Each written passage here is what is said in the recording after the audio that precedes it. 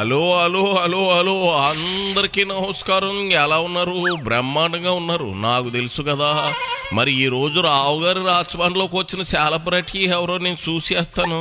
మరి మీరు ఈ వీడియోకి ఒక లైక్ ఇచ్చేసి అలాగే మన కేకే న్యూస్ని కొంత సబ్స్క్రైబింగ్ చేసేసుకుని నన్ను ఎంకరేజ్మెంట్ చేయండి. మరి ఇదిగో వారానికి ఓ జిల్లా సమావేశం, part time politics from Bengaluru to Tadepalli. ఇది ప్రస్తుతం జగన్ రెడ్డి చేస్తున్న వింత రాజకీయం. హాజరైన మనుషులే వేరు. ఇదిగో మరి జగన్ ఒకే మాట, ఒకే బాట, ఒకే స్పీచ్ ఒకటే కదా. అన్ని జిల్లాల వాళ్ళకి సేమ్ క్యాసెట్. దీనికంటే ఒకసారి రికార్డ్ చేసి అన్ని జిల్లాలకు ఆ వీడియో పంపితే పోలా అంటూ బ్లూ పార్టీ వాళ్ళే జోకులు వేసుకుంటా ఉన్నారంటే జగన్ పరిస్థితి ఏంటో అర్థమవుతుంది. సరే వచ్చాక కాదనలేం కదా. కోసంతా ఆయన బాధ ఏందో ఇందాం రండి. ఇదిగో జగన్ రెడ్డి, ఏంది నీ సొదా? ఇవన్నీ ఎందుకు చెప్తా ఉన్నాను అంటే, ఇంత మంచి చేసిన మనకే ఇవన్నీ ఏవీ లేవు, మన హయాంలో లేవు. కాబట్టే మీ అన్న, మీ తమ్ముడు, మీ బిడ్డగా ఉన్న మీ జగన్ 2,73,000 కోట్ల రూపాయలు బటన్ నొక్కగలిగాడు.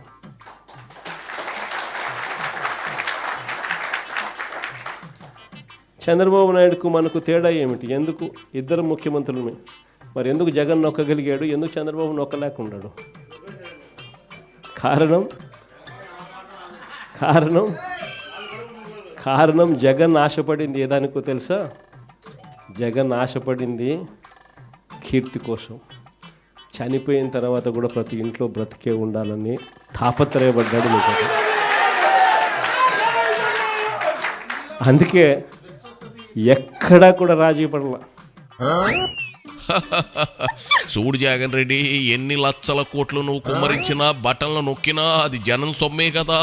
మీ రాజారెడ్డి తాత సొమ్ము ఏమైనా ఇచ్చావా? లేదంటే మీ అయ్య రాజశేఖర రెడ్డి సొమ్ము ఏమైనా కొట్టావా? కాదు కదా. చెల్లికి తల్లికి ఓటా ఇవ్వాల్సి వస్తుందని బయటకు నెట్టేసిన నువ్వు నీతులు చెబుతా ఉంటే మా ఊరు మంగతాయి రమ్మ గుర్తొస్తా ఉంది. అది అంతే, ఊళ్ళో సొమ్మంతా చిట్టీల పేరుతో దోసేసుకుని సుబ్బిగాడిని తీసుకుని పారిపోయింది. తానేదో దేశభక్తురాలుగా మాట్లాడుతూ ఉంది. నువ్వు సేమ్ టు సేమ్ తాయారంలా మాట్లాడుతూ ఉన్నావు. 2,73,000 కోట్లు బటన్ నొక్కగలిగాడు మీ జగన్.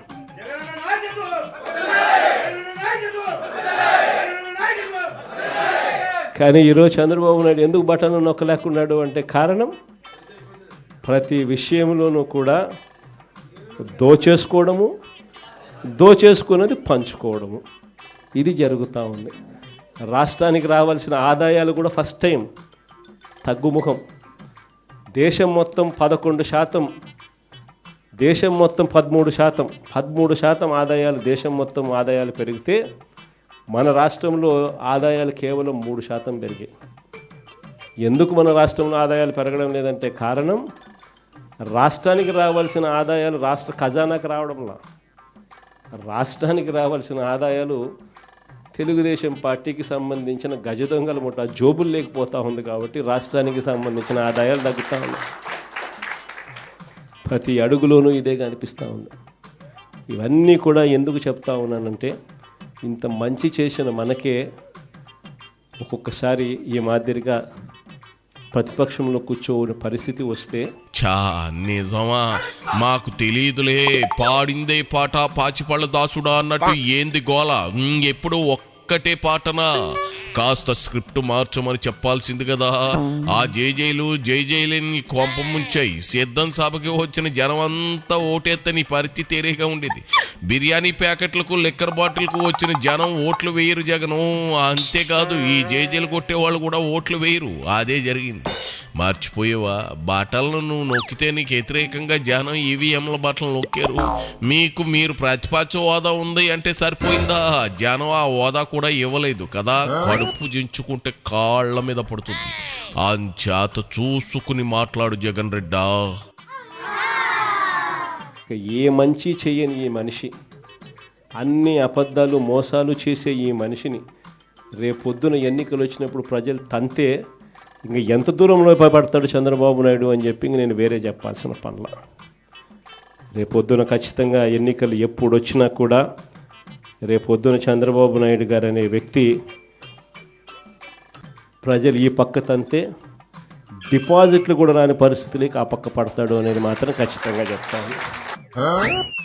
4 ఏళ్ళ తర్వాత రాజు ఎవరో రెడ్డి ఎవరో ముందు గత ఎన్నికల్లో మిమ్మల్ని జ్ఞానం ఎగిరి తనితే ఎయిట్లో పడ్డారు కదా. మీరు ఆ విషయం గుర్తెట్టుకుని చెప్పు. ఎందుకు అట్ట తన్నారో మీరు పోస్ట్ మార్టం చేసుకున్నారా? ఆ పని మీద ఉండు. 2029లో ఎవరు లాగి పెట్టుదంటారు చూద్దాంలే. నీళ్ళకి కానీ పండగ కాదు. నువ్వు చప్పట్లో కోసం ఏదో అంటా ఉన్నావు కానీ మొన్న ఎన్నికల్లో గోపకు ఈమనేలా కొట్టారు కదా జనం. దాని సంగతి కూడా మాట్లాడితే బాగుంటుంది. డిపాజిట్లు మీ వాళ్ళకి రాలేదు, నీకు ప్రతిపక్ష హోదా నీకు కావాల్సిన ఆ డిపాజిట్లు కూడా రాలేదు. మరి సిగ్గుశారం లేకుండా ఎట్టా వచ్చే ఎన్నికల గురించి మాట్లాడుతూ ఉన్నావు నాకైతే అర్థం అవుతుంది లేదు. మరో నెలలోనే ఓట్లు ఎలక్షన్ ఉందన్నట్టు మాట్లాడుతూ ఉన్నావు. చాలా టైం ఉందిలే జగన్ రెడ్డి, నువ్వు ఊపేసుకోమాక.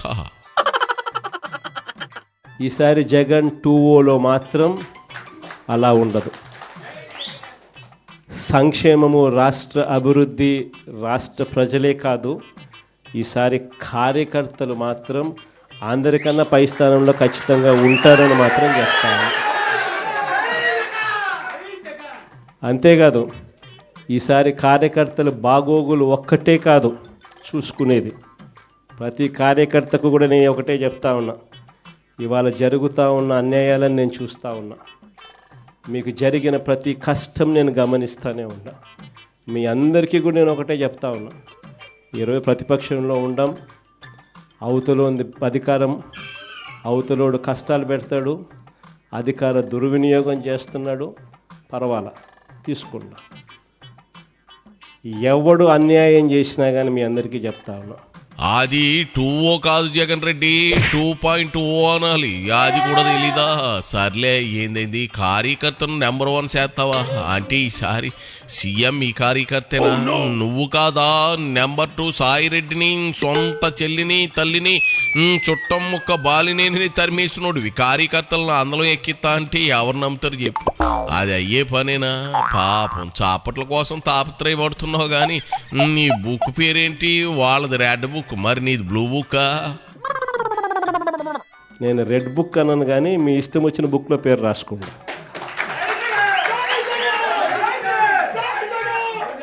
మీరు ఏ పుస్తకంలో పేరు రాసుకున్నా పర్వాలా.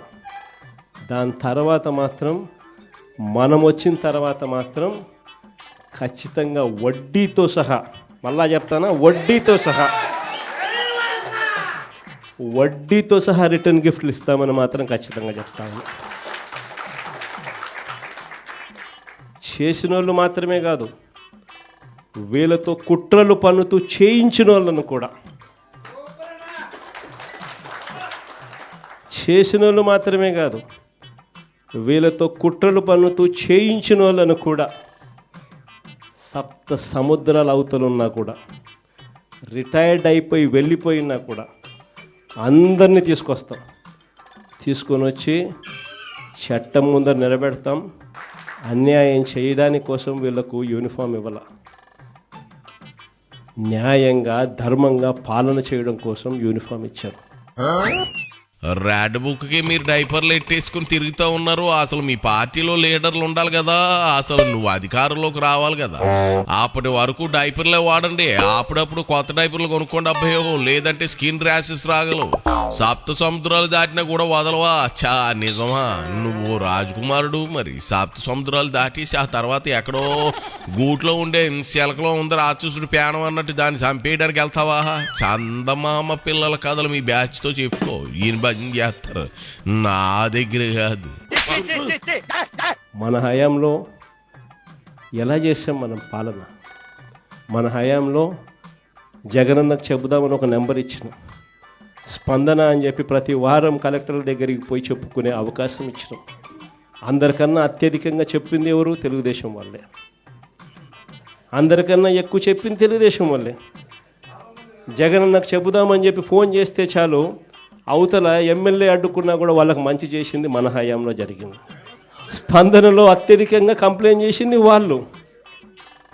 ఎమ్మెల్యే లాంటి వాళ్ళు అడ్డుకున్నా కూడా వాళ్ళకందరికీ కూడా వాళ్ళని కాదని మంచి చేసింది మీ జగన్. అని ఈరోజు ఏం జరుగుతూ ఉంది? ఈరోజు ఏం చేస్తూ ఉన్నారు? ఈరోజు నిజంగా వీళ్ళు చేస్తూ ఉన్న అన్యాయాలకు ఖచ్చితంగా వీళ్ళు వడ్డీతో సహా వీళ్ళకు అర్థమయ్యేట్టుగా జరిగితేనే రేపొద్దున ఇంకొకసారి ఈ తప్పులు చేయకుండారా. స్పందనలో స్పందన వచ్చిందా? ఆ చెప్పినోడిని డోకలో దాన్ని తిహార్ జైల్లో పాండబెట్ట ఏందది? మరి నువ్వనే ఆ స్పందన గత ఎన్నికల్లో జనం నుంచి రాలేదేంటి జగన్ రెడ్డి?